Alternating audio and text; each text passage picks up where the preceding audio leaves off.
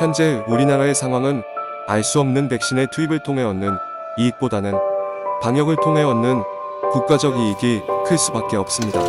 그러나 미국과 유럽 같은 경우 방역은 이제 쓸모가 없어졌습니다.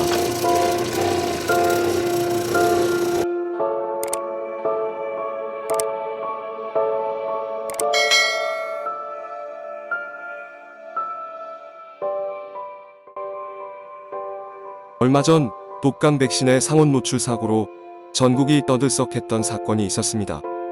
백신 접종을 한 사람들의 부작용이 속속들이 전해지며 전국에 백신 공포를 일으키기에 충분했습니다.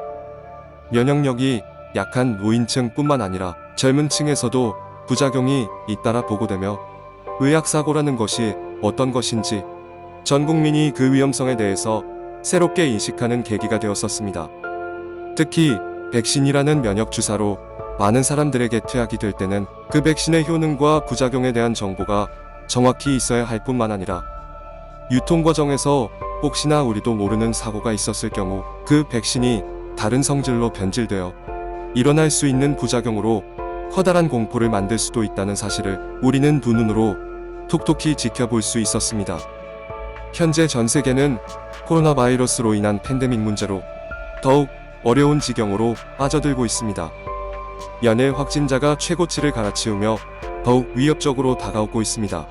독감철과 겹쳐지면서 그 보건 문제는 어느 때보다 더욱 조심스러워지는 것 또한 당연합니다. 건조한 날씨는 바이러스의 생존 지속 시간을 늘려주는 역할을 합니다. 이번 신종 코로나 바이러스는 일종의 독감 바이러스인 코로나의 변종으로 밝혀져 간단히 독감 바이러스라 보아도 무방할 것입니다. 그런데 그 전파력이 독감에 비해 비교되지 않을 정도로 높고 그 부작용과 치사율이 상당히 커서 전 세계적인 문제를 일으키는 것입니다.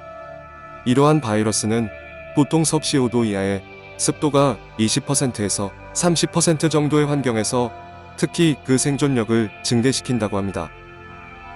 늦가을에서 겨울로 접어드는 시기가 바로 바이러스의 감염될 확률이 높아지므로 올해 초부터 이러한 특성을 잘 알고 있는 의학 전문가들이 올가을을 조심해야 한다고 말한 이유가 이러한 데이터를 바탕으로 둔 사항을 이야기한 것입니다. 최근 화이자와 모더나의 백신이 거의 95%의 확률로 그 면역 효과가 증명되었고 부작용도 거의 없다고 하여 세계적으로 희망의 메시지를 띄웠습니다. 다른 선진국들은 발빠르게 이들 백신을 수억 회 분량으로 대량 주문하며 그에 화답합니다. 그런데 이상하게도 K방역으로 이름을 떨치던 우리나라는 아직 잠잠합니다. 일본은 이에 대해 또다시 혐한 발동이 걸렸습니다. K방역 내세우더니 백신 확보에서는 제로, 백신 전쟁에서는 뒤처지는 한국, 이제 어디로 가는가? 한마디로 이 백신 확보전으로부터 그 잘한 한국의 방역을 한방에 꺾었다는 분위기입니다. 그런데 우리나라는 항상 남의식하지 않고 제갈길을 갑니다. 이는 이번 독감 백신 상온 노출 사건으로부터 또다시 한 수 배운 듯합니다. 지금 세계적인 의약회사인 화이자와 모더나의 신종 바이러스 백신은 3상까지 진행한 상태라고는 하는데 그 대상 인원이 많아봐야 4에서 5만 명 정도의 수준이라고 합니다. 그리고 임상실험에 참여한 사람들의 표준도 고위험군이나 유아 등의 임상실험에 적합하지 않는 자들은 뛰어넘체 건강한 사람들을 표본으로 삼기 때문에 어떠한 위험이 도사리고 있을지 아무도 모릅니다. 또한 실질적인 백신 접종을 시작하게 되면 고위험군부터 실시하는 것이 정상입니다. 이들이 위험으로부터 안정화돼야 의료 시스템 체계를 원활하게 돌아가게 할 수 있기 때문입니다. 그런데 이러한 위험군에 투약될 때 발생할 부작용에 대해 그 정보가 아직은 충분하지 않습니다. 이러한 백신을 현재 상황이 위험한 상태라 빨리 접종해야 한다. 또는 나는 나이 많은 고위험군이라 바로 백신을 맞아야 한다는 선택은 쉽지 않을 수 있습니다. 오히려 백신 안 맞고 만약에 코로나 걸리더라도 코로나 치료제 투약하며 빨리 이겨낼 것이다 생각하는 분들도 상당히 많을 겁니다. 현재 코로나 치료제는 우리나라 의학기술이 가장 앞서 나간다고 합니다. 그래서 오히려 이번 독감 백신 상온 노출 사고로 국민들에게 백신에 대한 경각심을 불러일으킨 것에 대해서는 어찌 보면 하늘이 준 기회인 것만 같은 느낌입니다. 예전 같으면 아마 왜 백신 확보를 제대로 못하냐고 정부가 엄청 비난의 화살을 맞았을 테지만 국민들의 생각은 이제 백신은 천천히 위험성을 충분히 살펴보고 시작해도 늦지 않았음을 인정하는 분위기입니다. 우리나라는 이렇게 방역을 잘하여 전 국민에게 백신 없이도 현재의 문제점을 이겨내고 통제할 수 있다는 점과 무엇보다 방역이 가장 큰 백신이라는 사실을 보여주고 있는 모습에서 또다시 이는 전 세계가 부러워하는 사실이 되어가고 있습니다. 우리 몸은 새로운 물질이 몸속으로 들어오면 어떻든 그 물질에 대한 반응을 만들게 됩니다. 그 증상이 사람마다 달라서 면밀하게 지켜보지 않으면 큰 낭패가 되는 것입니다. 그래서 신물질 투약 없는 방역은 가장 안전하고 믿을 수 있는 백신입니다. 오히려 화이자와 모더나의 대한민국의 이러한 모습에 당황할 수밖에 없습니다.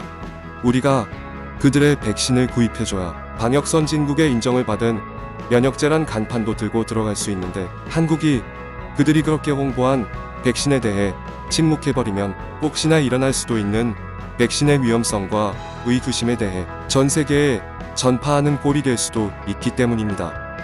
벌써 이와 관련된 내용이 미국 월스트리트 저널의 특집 기사로 실리기도 했습니다.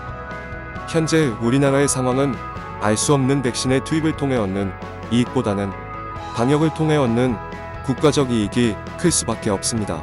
그러나 미국과 유럽 같은 경우 방역은 이제 쓸모가 없어졌습니다.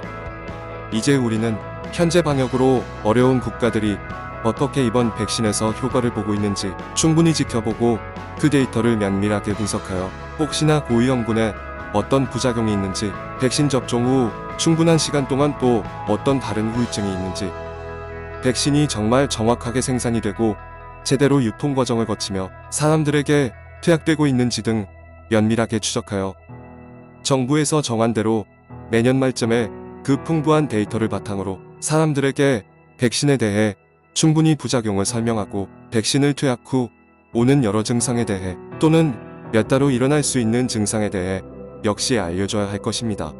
이러한 백신을 투약을 해서는 안 되는 사람은 반드시 구분할 수 있는 충분한 정보를 제공할 수 있는 체계도 먼저 만들어 놔야 할 것입니다.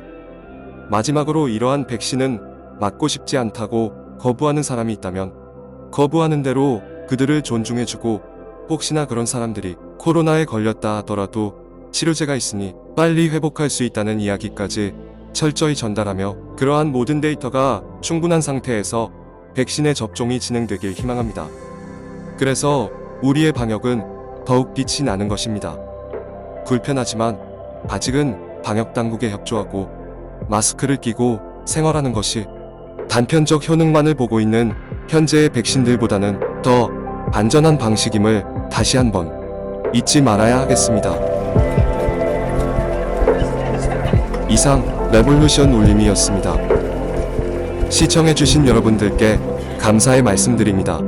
더 좋은 내용으로 찾아뵙도록 하겠습니다. 고맙습니다.